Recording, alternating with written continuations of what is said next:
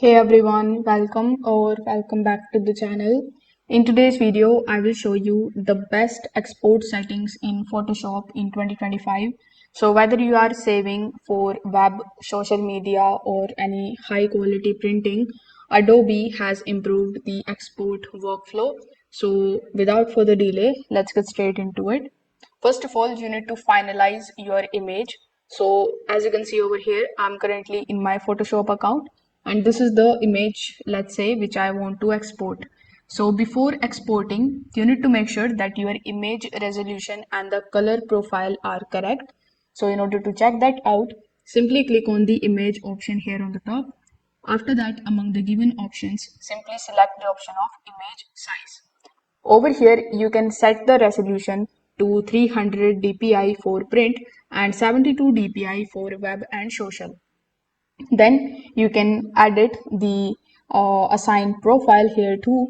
So when you click on the option of edit, you just have to go to the section of assigned profile.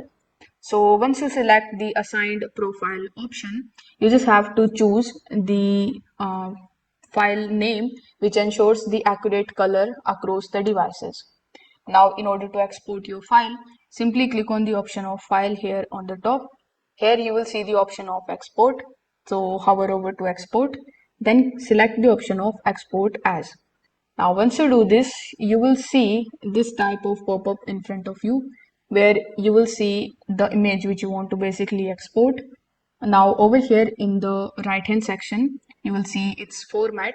So when you click on this drop down menu, you can select whether you want to export it in PNG, JPG, WebP, or any other files like GIF or SVG.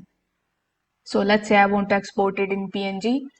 After selecting it, you just have to select the option of export all and your image will be exported.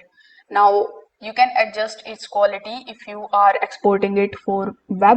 For example, for web you can just set the quality between 70 to 80% for the best balance between the clarity and the size, and you can make sure to convert it into the sRGB. If it is checked, you will see it over here. So you can keep the quality 100% and use it TIFF and the high quality JPEG format. So if this video helped you out, make sure that you like this video and subscribe to the channel. Thanks for watching.